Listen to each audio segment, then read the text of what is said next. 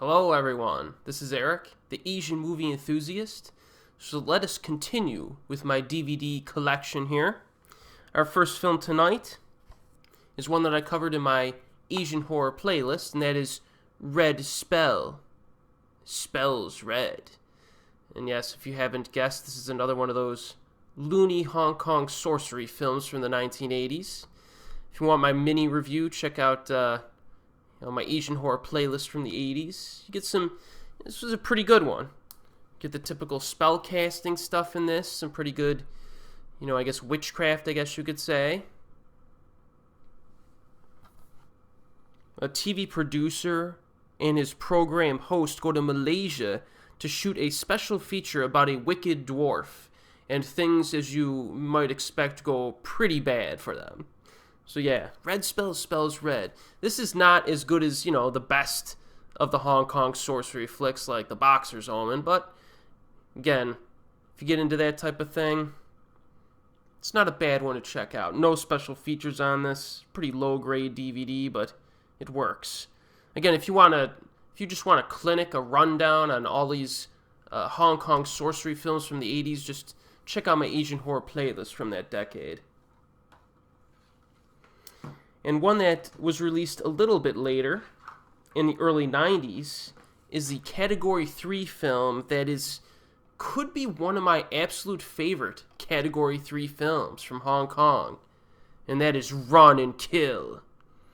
Now this one, back in the early days when I started watching Asian movies, like around 10 years ago, I got into Category 3 films a little bit, which are like basically the nastier Hong Kong flicks from the late 80s, 90s.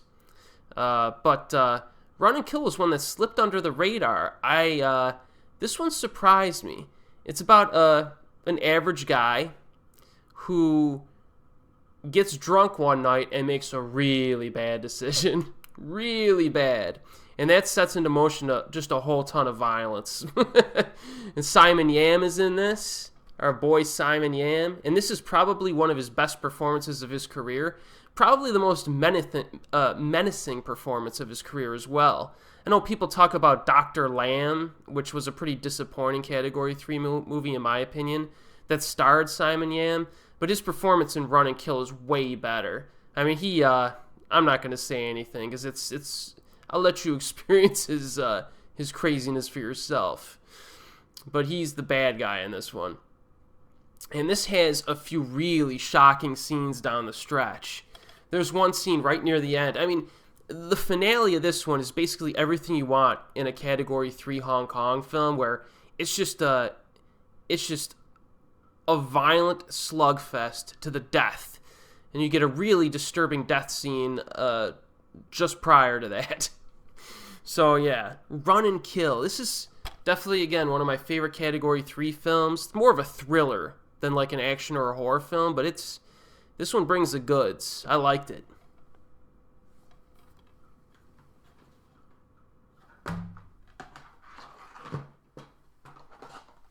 Alright, now we go to a much lighter film, from Taiwan this time. A much more recent film. And this is one of the first Taiwanese films that I really fell in love with, and that is Secret, the romance starring Jay Chou and Kwai Lun Mei. This might have been the first film that I really loved Kwai Lun Mei in, and I, after I saw her in this one, I just started gobbling up a lot, or trying to watch a lot of her other films. And this one has a lot to do with music. So they attend like a school of music. Jay Chou is like a pianist, I believe, and it's kind of a love story that involves a bit of a twist that is a secret, so to speak, that is kind of introduced midway through and then kind of drives the rest of the film. And it's a little bit different with the secret that's revealed in this. I'm not going to say anything more for you. It revolves around music and some other elements that you may not expect. I like the ending to this one quite a bit too. The score is actually quite good in this too. I really like the music. And you got to hand it to Jay Chou. I mean, there's a scene where this guy plays the piano in a piano duel with some other guy that is just awesome. they just go toe to toe, and this guy can really like play the piano in real life, I guess. I don't really listen to much music other than like Japanese music. I listen to some of that, like Bandmade and some other stuff, but I just don't have time to get into a whole lot of music because I watch so many movies. But yeah, Jay Chou seems like he's pretty talented on the musical front. But this is a good one. Good one. If you want a romance that's a little bit different and charming, you'll like this.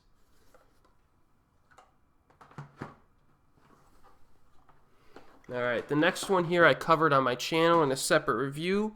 It needs no introduction. It's Riccio, the story of Riki. Quite possibly the best B movie of all time. I mean, check out my review on my channel, my full-length review. I give you all the goods, to tell you what's going on here. Dude with supernatural strength gets arrested somehow and thrown into jail, and he takes down the bad guys who are running the corrupt prison. Riccio. The amount of gore in this movie is just insane, and it's really the best example of how an extremely violent movie could be absolutely hilarious. Really. The story of Riki. Check out my review. Was there any special features on this? Probably not. No. But one thing I would say is that one thing I just thought of. I usually watch this dubbed in English because the dub team is one of the most memorable dub teams of foreign language films of all time. Like, it's like the same four guys, and they've done a number of Hong Kong movies. I can't remember which ones they did, but just the way they dub over this just enhances the humor. This is just a classic.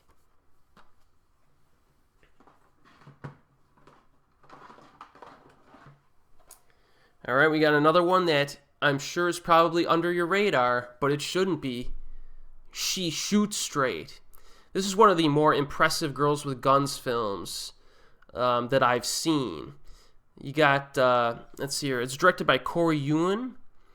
It's got Joyce Godenzi, who is only in a few Girls with Guns flicks, quite an attractive lady, and she could move. She should have been in more movies. And Karina Lau. So those are the two girls who shoot straight. This is a really good finale. There's like a construction site scene and then another scene on like a boat that's really impressive. A good opening scene too, I think, in a nightclub. It's like a robbery scene. And again, if you want to see girls just kick loads of rear end, this is a good one. The violence in this is pretty hard hitting. It's kind of like, it reminds you of like Tony Jaa's films from the early 2000s, like Ong Bak and that. Not necessarily in terms of athleticism, in terms of jumping around and acrobatics, but in terms of just hard-hitting falls. The stuntmen earn their pay with this one. Dudes getting hit with sledgehammers, freaking, machetes cutting dudes up in the movie. This is good. I recommend it. She Shoots Straight. Plenty of time. We're moving pretty good tonight. Now, our next two films, I actually think are two of my happiest additions to my collection, because they're both quite rare and not particularly easy to find. This one is called The Shopaholics.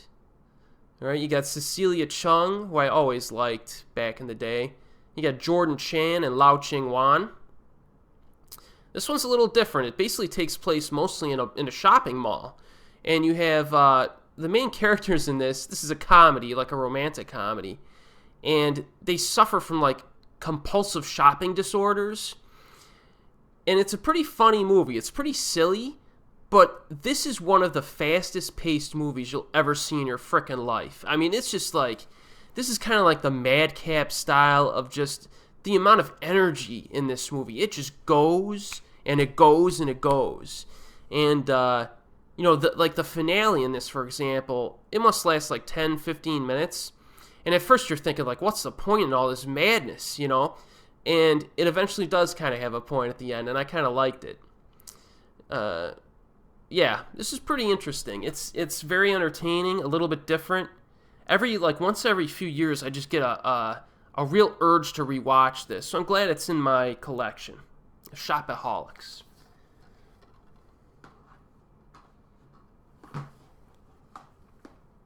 All right, the next one, again, a very rare movie. I looked for this movie for years because it was directed by Wilson Yip, I believe. Yes, it was one of Wilson Yip's earliest movies. And I finally found it this year, and I watched it, and it totally was worth it. And that is Skyline Cruisers. So you got Leon Lai, Jordan Chan, Shu Ki, and Sam Lee. This film's loaded. And this is, this was made in 2000, I believe, or right around 2000. So, all these actors are still active in the movie industry, and this was 16 years ago this movie was made. So they're all in, their younger versions. And this movie is completely and utterly ridiculous. It's a heist movie, and it's like a high-octane heist movie, if you can believe it. This movie made me laugh a lot. It's just ridiculous. I can't, explain it. I think it's very different, though, because all of the heist stuff is so unrealistic, but it's so energetic and different from a typical heist movie, and it's hard to explain why. But this one put a smile on my face from start to finish. There's a scene at the end with a chimpanzee worth the price of admission alone, man. I'm telling you. But there's also one scene. That's the thing about some of these Hong Kong flicks, is that you get some really stupid stuff, but you get some really proficient filmmaking mixed in. There's a scene involving, there's a large room, and there's sniper infrared lasers from the sniper rifles or guns in the room, and the way the camera moved during the scene, I can't really describe it. It was just really cool. So just look out for that scene if you end up watching it. But Skyline Cruisers is definitely worth it. Good luck finding a DVD, though. It took me years.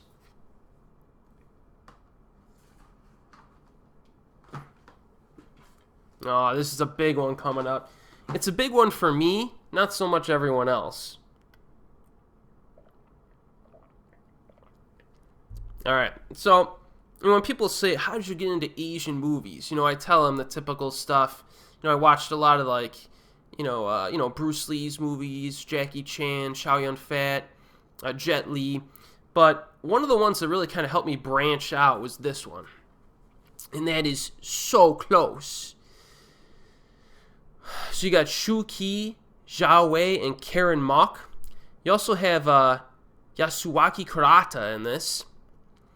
And he's actually quite memorable in this as well. Now this one gets criticism online. It gets its fair share of critics who are basically complaining that a lot of wires were used in this. None of the actresses have any martial arts training, and it's kind of a lower grade version of the hard hitting girls with guns type stuff in the early 90s, 80s and 90s. But while all of that is kind of true, this movie is just totally entertaining to me. You got, it mixes in gunplay, heist, and martial arts together. And you have, the three ladies here doing their thing. It starts off kind of cheesy, but it progressively gets more serious, and it actually works in that transition. The finale is 20 minutes. And it's a building infiltration scene. It's just so much fun to watch. And then there's a 2-on-1, martial arts scene at the end that's just fantastic. It's just fantastic. So I really like this one. I'll do a full review of this. I have to at some point on my channel, just because it just got me so pumped up to watch more Asian movies in general, especially films with women kicking butt. This one actually opened the door for me to research and watch more of the girls with guns flicks from back in the day. It was movies like this that got me into Moon Lee and Yukari Oshima. So, yeah, I really like this one. So Close. Just, don't go in with super high expectations, because I seem to be in the minority in loving that one as much as I do. Alright, here's another unique one here. Another Johnny To one. And that's the thing with Johnny To. A lot of his films have a unique quality to them that a lot of films don't have. And each of them is quite different from one another. You know, he does his gangster stuff. He does a lot of gangster stuff. And he also does some romantic comedies. But he has, like, these offshoot films that are quite different. And this is one of them. That's Sparrow. This is a kind of a slow-paced film about pickpockets who meet a beautiful woman who basically is kind of, for lack of a better term, imprisoned by an older man.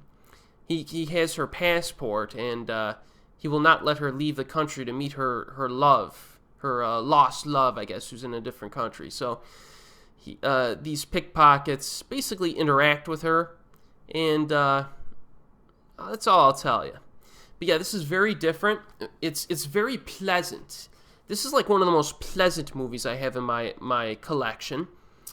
It's very charming. You got Simon Yam and a bunch of other people in this. And it has kind of like an artsy quality to it, too. Kind of a quirky artsiness that I really enjoyed. Very nicely shot. Again, the finale in this is completely different from anything that you would expect in like a movie like this. So, Sparrow, if you want something that has kind of a, I don't know, for lack of a better term, a romanticized tone, even though there's really no romance in it, this is really good. Really good.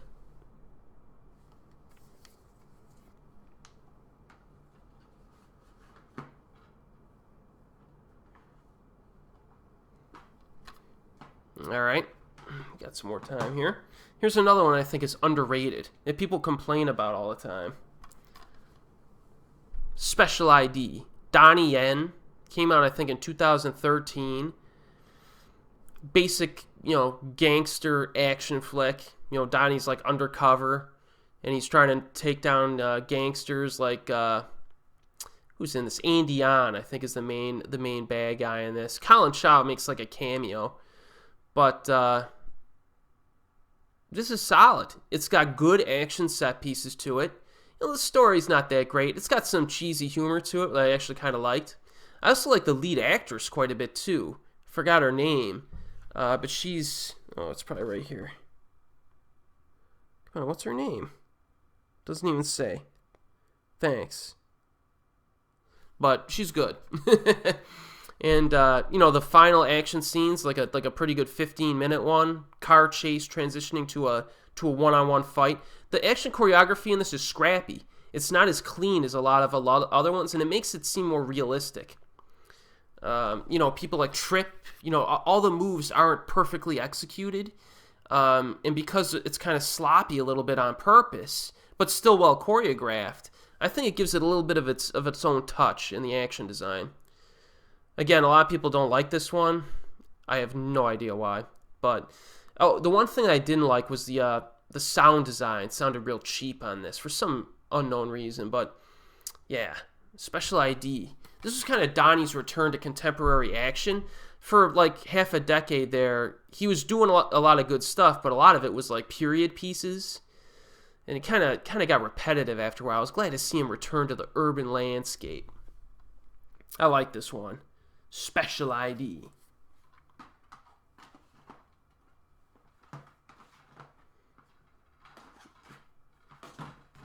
All right.